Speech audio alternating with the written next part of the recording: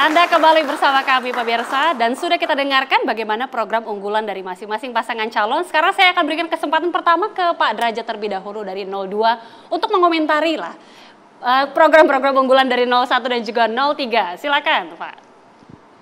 Iya, kalau program unggulannya adalah 40 kota, itu bagaimana dengan desa Mas ya? Pedesaan berarti nggak jadi unggulan dong. Kemudian dulu timnya Mas Anies, Mas Tom Lembong beberapa kali mengatakan 14 kota yang dikembangkan. Jadi yang benar 14 atau 40. Yang 14 waktu itu saya kritik karena kan argumennya adalah narasinya ini untuk pemerataan, dibangun 14. Lalu saya pertanyakan, di Indonesia itu ada 514 kota dan kabupaten. Kalau 14 yang dibangun dinaikkan, yang 500 bagaimana? Nah, kalau bicara pemerataan, pemerintah sekarang udah lebih ke pemerataan karena yang dibangun 514 kota. Langsung gitu. Dijawab Pak Wija, silakan. Begini, jadi kita ingin agar Indonesia maju di seluruh kawasan. Jangan hanya yang maju itu Jawa saja. Kenapa 14, kenapa 40, kita selalu menyebutnya lebih dari 14. Karena waktu itu studi yang kami lakukan 14. Jadi kita sudah punya datanya, kebutuhannya berapa. Kenapa 14 selalu jadi referensi. Tapi kemudian yang akan kita kembangkan 40. Kalau hanya mengandalkan kota-kota di Jawa saja, maka yang terjadi adalah ketimpangan. Pengangguran di banyak daerah muncul. Kalau mau kerja, posisi bagus, berkelas harus ke Jakarta. Kita ingin generasi dari seluruh Indonesia untuk bisa berkarir, dapat pekerjaan bagus, membanggakan, itu cukup ke kota terdekat. Nah, kenapa 40? Kita lihat misalnya, Jakarta itu APBD-nya 80 T. Pontianak, kemudian Palangkaraya, kemudian Samarinda, Banjarmasin itu hanya 1,2 sampai 1,8 T. Sampai kapanpun kalau tidak dibantu, kota ini akan menjadi kota mediocre. Tidak akan mampu menjadi motor pertumbuhan Indonesia. Itu dia kenapa Pak Anies dan Pak Muhaimin itu ingin membentuk badan urusan kota. Suatu saat bisa menjadi menteri urusan perkotaan. Okay. Nah, sehingga ada standar itu bagaimana membangun kota. Sekarang itu kota-kota tumbuh dengan standar yang mereka cari-cari sendiri, nggak ada guidance dari pusat. Sehingga ada listen learn antara satu kota dengan kota yang lain. Okay. Bagaimana dengan desa? Karena saya dipaksa menyebutkan satu saja, saya sebut yang kota. Desa juga sangat penting. Mas tahu ada Cak Imin, beliau sangat care tentang urusan desa. Ada begitu banyak program untuk memajukan Ada begitu banyak desa. Program intinya untuk pemerataan. Itu jawaban langsung ya dari Pak Wija. Oke, Pak Derajat silakan untuk memberikan komentar juga untuk paslon nomor 03. Ya, silakan bisa berkomentar juga. Nanti bisa gantian. Iya, kalau Mas Peter target pertumbuhan tadi 7 sampai 8. Itu berapa APBN-nya yang dibutuhkan, kemudian Anda mau gali sumber penerimaan dari mana, dan kemudian peranan swasta bagaimana kalau 7 sampai 8, karena kita bisa menargetkan sesuatu yang tinggi dan kami juga menargetkan 6 sampai 7. Okay. Cuman harus real programnya, kalau enggak nanti kita hanya berucap saja tapi tidak bertindak. Harus real programnya, tidak hanya berucap saja. Pak Peter silakan dijawab langsung. Ya, kita ini sering terjebaknya begini Mas Derajat. Karena kita selama ini tumbuhnya 5%, maka kemudian kita menganggap kemampuan kita tumbuh hanya 5%.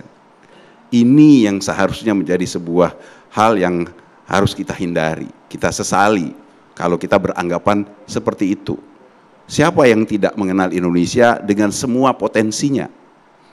Ya, kalau lagu Gus Dur menyebutkan kita ini kan kolam susu. apapun ditanam jadi, ya. Artinya potensi kita tumbuh itu besar sekali. Kalau kemudian kita saat ini tidak bisa tumbuh di atas 5%, itu disebabkan banyak sekali penyakit-penyakit ekonomi yang menghambat kita. Ya, kita tahu kalau ekonom tahu persis penyakit-penyakit ekonominya. Ekonomi kita tidak efisien, di mana angka ICOR kita saat ini di atas 6, ya. Sementara negara-negara peer kita di kisaran 4. Jadi kalau kita itu untuk menambah output 1 unit, kita butuh tambahan input 6. Sementara negara-negara lain hanya butuh 4. Jadi memang kita sangat sulit untuk tumbuh karena memang kita mengalami penyakit ekonomi yang disebut sebagai penyakit tidak efisien. Salah satu penyebab kita tidak efisien itu adalah apa yang saya sebutkan tadi. Kita mengalami penyakit korupsi, kolusi, dan nepotisme. Dan itu dipahami, diyakini, sama-sama semua ekonom mengatakan hal itu. Dan itu yang kemudian dijanjikan oleh Paslon 03 untuk segera diberantas. Kita bisa menyelesaikan, baru satu ini penyakitnya Ya. banyak. Nah, kalau kita bisa menyelesaikan penyakit-penyakit itu, ya, tanpa harus kita bersusah payah, ekonomi kita insya Allah tumbuh di atas 7%. Oke, siap.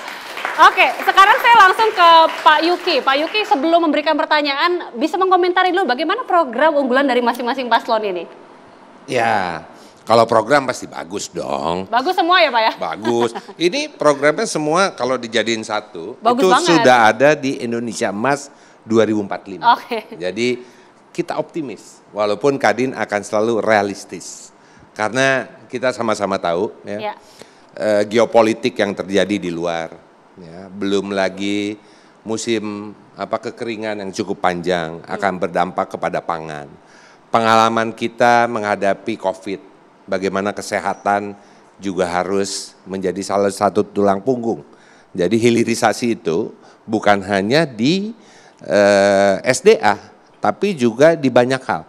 Di pertanian, di perikanan, misalnya ya, hasil laut kita yang begitu luar biasa hebatnya gitu. Jadi banyak hal pekerjaan. Buat pelaku usaha itu kan satu, kepastian berusaha menjadi kata kunci.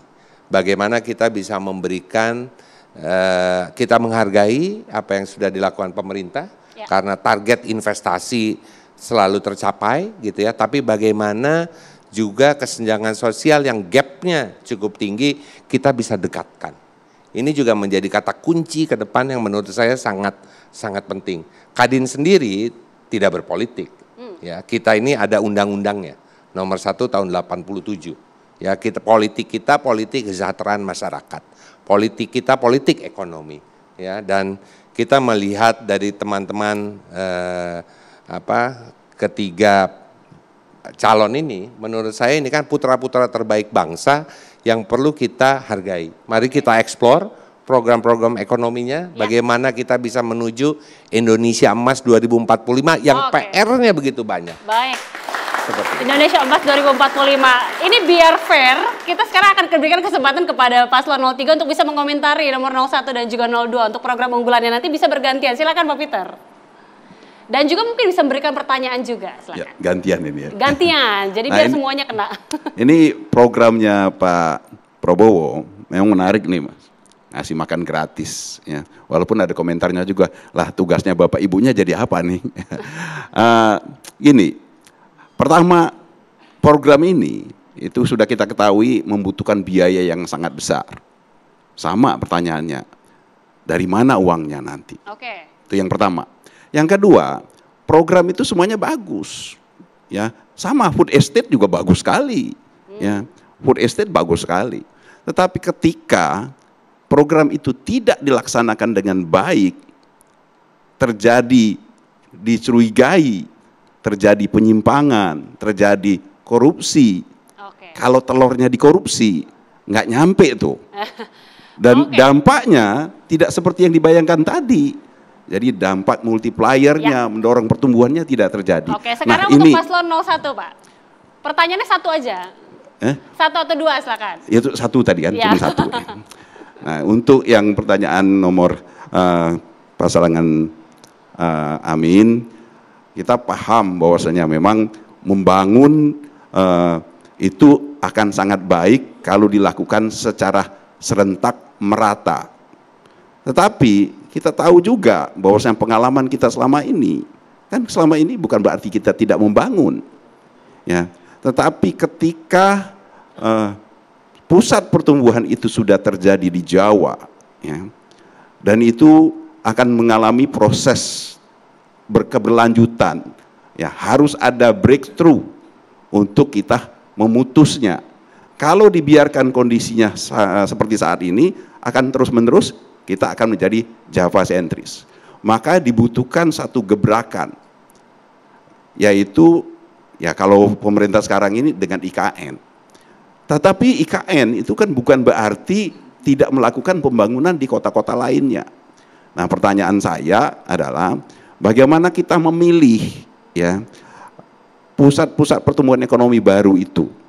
Kota-kota mana yang akan kita pilih, dan bagaimana kita akan melaksanakannya. Bagaimana memilih dan bagaimana melaksanakannya nanti bisa dijawab usai jeda. Sesaat lagi pemirsa, kami kembali.